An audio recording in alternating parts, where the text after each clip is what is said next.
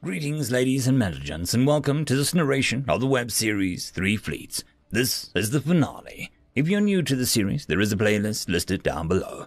And as always, I hope that you enjoy.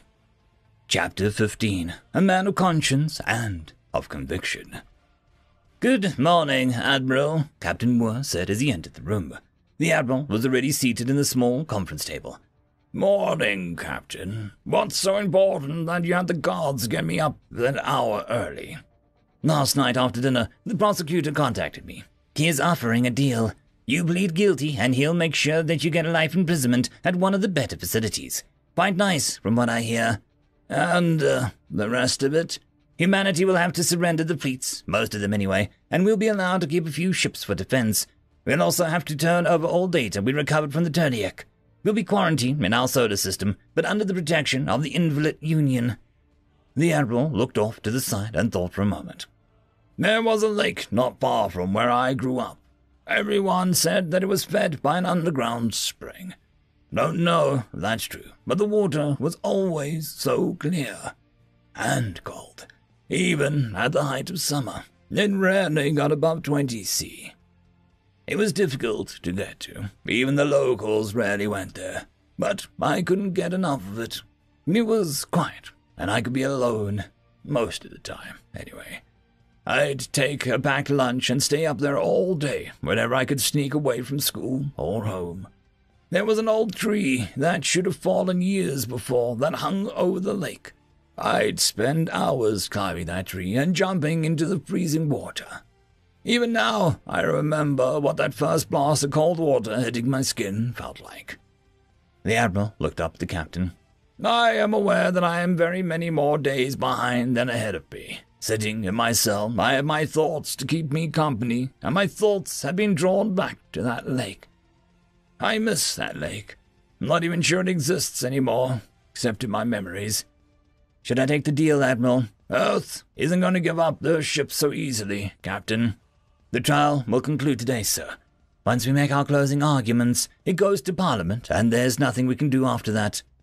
The Admiral sighed and stifled a cough. Tell the prosecutor I'll plead guilty and take my punishment, but we cannot speak for the fleet. He won't like that, but he'll understand. An alarm klaxon sounded on the hallway. Both officers looked on towards the door. Moments later, one of the guards burst in and yelled at the Admiral, pulling the old man to his feet. I don't know what you're saying, the Admiral shouted back. You're going too fast for the translator. A flat, dull boom echoed down the hallway. The guard glanced over his shoulder, very carefully spoke. Humans, invade, you, stop. Humans invade, oh crap, the Admiral said. The Captain looked up at him. Those are breaching pods and weapons fire we're hearing, the Admiral said. I'm being rescued, it seems. The Admiral looked back at the guard and said, Yes, I see why you're agitated. Put me down and I'll see if I can get them to stop. The Admiral's voice was smooth and controlled. The three beings stepped to the door of the interview room, and the Captain carefully looked around the doorframe. Nothing but some smoke out. Wait, I see a flickering light around the bend. Step back, Captain, the Admiral said. The fighting is coming this way, and we're safer in here than out there at the moment. He turned to the guard and said, Can you contact your people? Tell them to cease fire and let me talk to the humans.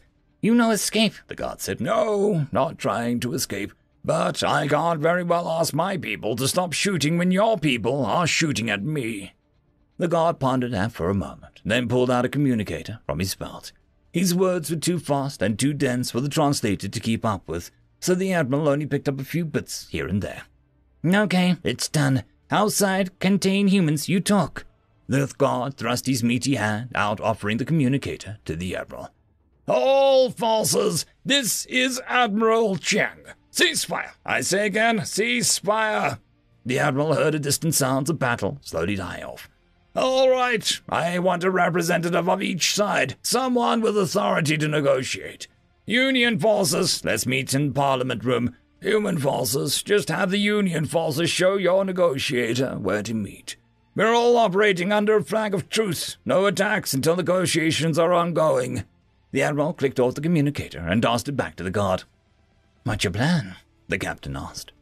Don't have one, but it'll take time for them to get there, and I should be able to figure something out. The admiral, the captain, and the guard cautiously made their way along the same route that they'd followed for the last several months. They passed charred marks along the walls, a couple of dead aliens, and several sectors that had lost power. They climbed over debris one junction short of the Parliament Rotunda. The pristine beauty of the Union's jewel was marred with disfigured by the human surprise attack. When they arrived in the Parliament chamber, they saw the prosecutor, the Chief Justice, and 2 Union security officers on one side of the room. On the other side of the room, they saw half a dozen faceless humans in full battle armor. One of the humans stepped forward and popped up his faceplate. "Admiral, I am Agent Wexler. We're here to rescue you." "This is another sneak attack upon the Union. These violent primitives cannot be trusted. Will you both shut up?" the Admiral said. He walked over to the portion of the collapsed seating and found a table that he'd been sitting at yesterday. "Grab a chair and sit," the Admiral said. He found an upturned seat, flipped it upright, rushed off the seat and sat down. The prosecutor and Wex approached from their respective sides. They kept their eyes on each other until forced to look down to avoid tripping. Eventually, both parties made their way to the table and sat across from each other. "Now what the hell is going on?" "They attacked without provocation," the prosecutor said. The Admiral held up a hand to silence the prosecutor. "We came to get you, sir," Wex said. "When we say we, Agent." "Wex, just Wex, Admiral. I mean, we, all 3 fleets, what we have of each, are here in force. We took out 5 Union heavy cruisers on the way in. They've called in reinforcements, so we should really get going." "No, Wex." "What?" Wex asked. "Humans have no respect for the law or upholding their agreements," the prosecutor said. "I'm staying right here," the Admiral said. He started coughing, and it took a few moments to stop. "Must be all the dust in the air," he said. "Not to put a fine point in it, Admiral, but we've gone through an awful lot of trouble here," Wex said. "I'm sure you have, son, and I am grateful, but this needs to be done. Pull your men back and get out of here." "They cannot leave. They must answer for the unprecedented attack on the manor," the prosecutor said. "Yeah, I agree with the bug," Wex said. "We're not leaving. Not without you, sir." "I can't advise you to free justice, sir," Captain Moore said, "but this opportunity isn't something you should dismiss lightly." "I understand, Captain. You should go with them," the Admiral said. "Sir, this trial isn't over, and you're still my client," the Captain said. "Do none of you understand what an order is?" the Admiral asked. He turned between Wex and the Captain Moore and said, "Take the doctor and her staff and get out of here. Evacuate your team before Union reinforcements arrive." "Sir, I am pretty sure that I'd be shot if I come back without you," Wex said. "So I really kind of need you to come with me, and we're on the clock here." "Agent, you're a civilian, so I don't expect you to understand, but the military will take acceptable losses. And trading 1 man, even an admiral, for 3 fleets is a deal they'll take every day of the week." "Admiral," Wex said, "I have a mission. I've sacrificed just as much for my fleet as you have for yours. I'm tired of acceptable losses. How about a win, just this once?" "No, Agent." Wex shook his head. He reached into his pocket, and the room changed immediately. The 2 Union guards shouldered their weapons, much made the human troops snap their weapons up. Wex rose, with his hand in his pocket, and time stopped. "Son, I take great care of what you do next," Admiral said. Wex gently brought out his hand, and he narrated his movements. "I have a communications device, and I'd like to set it on the table. It is a round disc that projects a hologram. Is everyone okay with that?" The Union guards never wavered. The human troops didn't blink. The Chief Justice walked over, and Wex placed a hand on Wex's shoulder. "I propose," the Justice said, "that the human slowly places his hands on the table, and I will retrieve his communicator." The Chief Justice looked around and saw no objections. "Slowly now, human," he said as Wex placed both hands on the table. The Chief Justice pulled a disc from Wex's pocket and placed it on the table. "There," he said, "a standard holographic projector. It looks like a Turliak system. Let's all lower our weapons and let this discussion continue." He looked to the Union troops and nodded for them to point their weapons down. The humans followed suit, slightly delayed and slightly slower. "I'm going to activate the projector now," Wex said. "Anyone feel like shooting me will just go ahead and do it." Wex reached out and pressed the activation button on the side, but he did take his time doing so. A bluish hologram jumped into life above the table.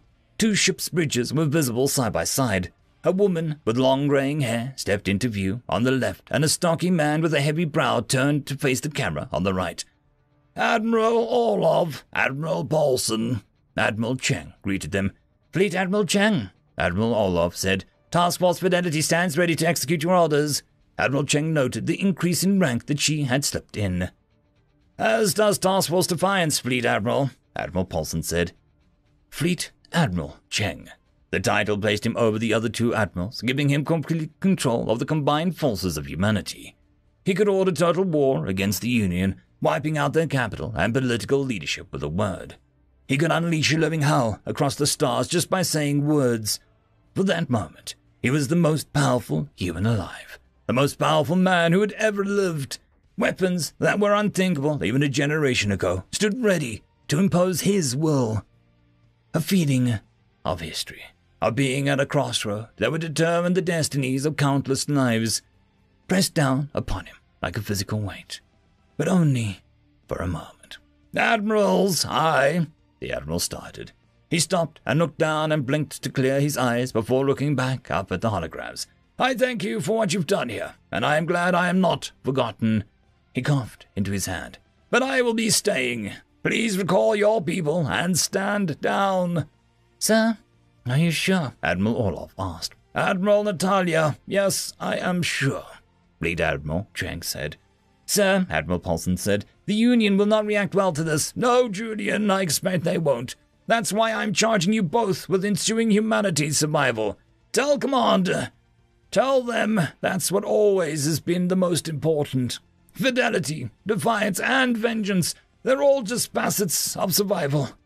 Make sure Dr. Almeida gets home safe as well, please." "Dr. Almeida, is she there with you, sir?" Admiral Orlov asked. "She is. She's been treating me since we left earlier," Fleet Admiral Cheng said. Admiral Orlov cocked her head to the side and then nodded. "Attention on the bridge," Admiral Orlov shouted. She snapped a crisp salute, holding her hand to her head to the side and then nodded. "10, huh," Admiral Paulson shouted as he too snapped his hand to his forehead. Every person on both the bridges jumped to their feet, regardless of what they were doing, and saluted the hologram of Fleet Admiral Cheng. He rose to his feet and returned their salutes. "Godspeed, sir," Admiral Orlov said. The channel to both ships cut out and the hologram evaporated. "You should both return to your ships," Fleet Admiral Cheng said to Wex and Captain Moore. "Take everyone with you." "Still don't like this, Admiral," Wex said. "It's Fleet Admiral now," Captain Moore said, "and we should go." "Contact your people," Fleet Admiral Cheng said to the Chief Justice, "and tell them the humans are leaving peacefully. They will not fire if they are not fired upon." The Chief Justice nodded and stepped away to make the call. "Sir, I'm—" Captain Moore said. "You did your job admirably, Captain," Fleet Admiral Cheng said. "I couldn't have asked for a better lawyer." He held out his hand, and the captain shook it. "I'll walk you to the door if you don't mind. I'd like you to patch into a hologram emitter Wex brought. I think I still need a lawyer." Wex gathered his team and began to leave. "Captain, if you'd like to follow orders, we'll escort you to your ship. We've got people evacuating Dr. Almeida, and the other humans are ready." "One more thing, Captain," Fleet Admiral Cheng said as he pulled Captain Moore aside for a quiet word. Wex's radio crackled to life. "Say again," Wex said, pushing the earpiece further in to hear better. A moment later, he looked up at his team and then back to Captain Moore. "Captain, we've got Union forces hitting the pickup ships. Their full force will be here shortly." Captain Moore turned to face Wex. His face had grown pale, and he felt unsteady on his feet. "Yes, sir, we should go." He turned to face Fleet Admiral Cheng one last time. Goodbye, sir." Wex and his team whisked Captain Moore away, and they made their way back to the breaching pods, and finally to the human fleet. As they were in transit, Fleet Admiral Cheng went back to the prosecutor and Chief Justice. "I'd still like to finish the trial." He looked up at the damaged Parliament chamber, seeing dust covering every available surface, entire sections lost under collapsed seating, doors jammed by debris. "Can you broadcast the trial from here instead?" A coughing fit overtook him in the middle of the question. His hand came away red. "Excuse me, gentlemen," Fleet Admiral Cheng said. "Hazards of the occupation, can we broadcast from here?"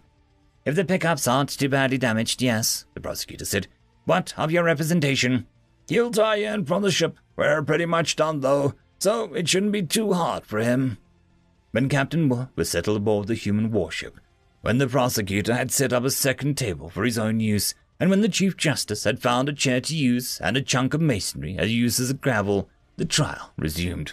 "Your Honor," Captain Moore said as he rose in the hologram, if it pleases the court, my client wishes to make a, statement." The video and audio of the captain and the trial were carried to the quarters around the manor. The parliamentarians were watching from the comfort of whatever sections hadn't been too badly damaged in the humans' attack. "This is most irregular, Councillor, but today seems to be a day of irregularities. We will allow it," the justice said. "Thank you, Your Honor," Captain Moore said. He nodded to Chang and sat down. The Fleet Admiral stayed seated and leaned forward to talk into the audio pickup. He paused for a moment before starting. "I am an old man, so I apologize if I ramble a bit.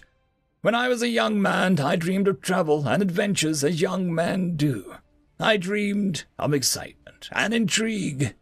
When I was older, I dreamed of stability, of home and earth. Now that I am an old man, I dream of peace and tranquility. It is our nature to want that which we do not have. It is what pushes us forward and what makes us grow." One of the court attendants had found some portable water stalls and brought it up for the litigants' use.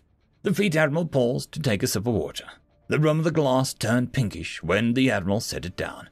"The Turliak invaded my world after I was a grown man, already devoted to my uniform and my duty. The Turliak were a terrible enemy, more advanced than us, more ruthless than us. They surprised us, and they won. We managed to put up a fight for nearly 2 years, but it wasn't enough." The Fleet Admiral paused and coughed into his handkerchief. He pulled from his pocket. "Our militaries had been extinguished. Our hope had been all but killed. Humanity was to become a slave race, nothing more than some chattel for some of the very races sitting in judgment of me today." The Fleet Admiral looked directly at the repaired video pickup and into the eyes of hundreds of species. "Our destiny had been stolen, our birthright taken from us. We were a broken people. But humans are remarkably adaptable, resilient, even as our people were being shipped off the world by hundreds of thousands, and even as they beat us and starved us, we adapted. A resistance was born in the back alleys and the dark rooms, whispered secrets about how we should fight." The Admiral paused for another drink. "I led a small resistance cell myself, even as I served my master. I plotted his downfall. I was a cook for the Turliak functionary. He thought it amusing to take one of the few remaining military men and put him to work in what was considered the lowest, most menial position they had. But I did my job, and I tried not to be noticed. I endured many beatings all the same." The Admiral was growing tired. It had been an early morning and a long day. He squeezed the bridge of his nose and rubbed his eyes, and then pulled a lungful of air to continue. "When the time came to fight back, I killed my master with a cervic tray. I beat him to death with my own hands before he realized what was happening." The Fleet Admiral stared into the middle distance and said, "That may have been the happiest moment in my life." The Fleet Admiral refocused and continued on. "We eventually won our freedom and stole their ships. The data we recovered showed us how to build our own starships. We cannibalized 7 moons from our own solar system to build 3 massive fleets. But you have heard about them already." The Fleet Admiral paused to smile to himself. "I, of course, was in command of 3rd Fleet, Task Force Vengeance. To save us all sometime, yes, I am guilty of all those things of which I have been accused. I destroyed the Turliak as a civilization. They are remnants left, but there are no threats to my people, or anyone else's. I burned their homeworld to cinders." The Admiral coughed into his handkerchief again, and it came away red with blood. "But it was during the time of building the fleets that we also read about the Turliak Society, about the Invalid Union. We learned much more than you'd think. We learned that there are certain similarities between all life in the universe. I do not pretend to understand the science behind it, but I did understand the results." The fleet admiral gripped the edge of the table as he fought another coughing fit. Flecks of blood slipped from between his lips. But Dr. Almeida understands it. I met her decades ago, before the Turliak invaded, before they killed my sister. Dr. Almeida and my sister were college roommates, both studying biology. Dr. Almeida was staggeringly bright. After a resistance was won, I put her to work on a terrible biological weapon. We formally banned biological weapons for battles on Earth. But space, against an overwhelming enemy, we have a phrase on Earth. By any means necessary. We would wage total war in such a situation. The fleet admiral coughed into his handkerchief again, a wet hacking sound, turning the handkerchief red. The only issue was how to deliver it. Well, the living host was the easiest and most reliable. Oh, don't blame yourselves too much for missing it. The doses were stored in the food we brought. I'd been pre-dosed with a special enzyme that would activate the disease. I've been walking to and from myself for months, spreading tiny germs on every surface that I could. Dr. Almeida would wander the station with tiny samples of my saliva. Captain Moore would carry the disease to and from the docking bay every time he'd come to talk to me, though he did it unknowingly. Our people began receiving inoculations against this disease years ago. It is not too far from a number of diseases of our home world, so we have some amount of natural immunity.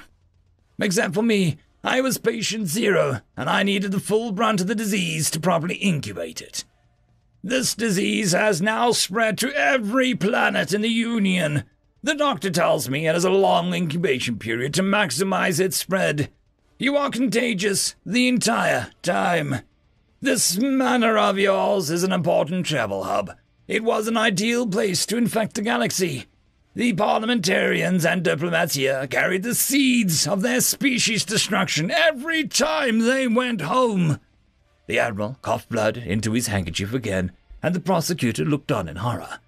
There are very few Union species where this won't work. A couple of silicate-based life forms and one or two very exotic biochemistry, but they contribute no more than 5% of the Union's martial power. Conventional methods will deal with that threat. You're insane, the prosecutor said. Maybe, the admiral said, but I am also a patriot. You will rot in the deepest pit of the afterlife for this, the Chief Justice said. Oh, I am no angel. I'm not even a good man. I may, in fact, be a demon. But I fight on the side of angels. And if there is any justice in this world after this, I will meet you who did nothing while the Turliak enslaved worlds across the galaxy in hell, the fleet admiral said to the Chief Justice. I would just as soon see every one of your species extinct, swept into a dustbin of history. You have rationalized the most horrific brutalities and depravities in the name of cultural acceptance and from sheer laziness. But I promised others that I would give you one chance to repent. Here is my offer. Surrender. Surrender your fleets, your technology, your weapons, your governments, your institutions. Surrender yourselves completely. You will be subject to Earth's rule. We will take over the worlds, and you will become client states. We will allow you to keep your religions, and you will still have autonomy in minor matters. We will grant you treatment for this disease. The fleet admiral paused, for another coughing fit overcame him. The cuffs of his uniform were starting to become stained with blood. I would advise alacrity in your decision. The first terminal cases should have already appeared in some of your cities. Within a month, either your people will be dead or your governments will be. Humanity, however, survives. That is our strength. That is why you lost. We are a race of survivors. The fleet admiral wheezed and foam flecked on his lower lip. His pallid skin has sunk around his eyes as a wild light burned behind him. Those of you who would pledge their enmity and stand against us, I bid you farewell. The universe will not miss you. Those of you who would pledge your fealty and stand with us, I welcome you to the First Terran Empire. End of story.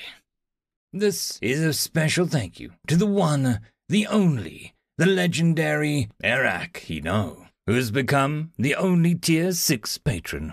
I just want to thank the T5 patrons and channel members: Bob the Dragon, Cam Maxwell, Casper Arnholtz, Estrella the Dreamer, Try Again 95, Puric Yol, Meridian 117, Alithia, Jordan Bucksbaum, Angry Marine, Albarden Gusta, and Barkey. Thank you very much.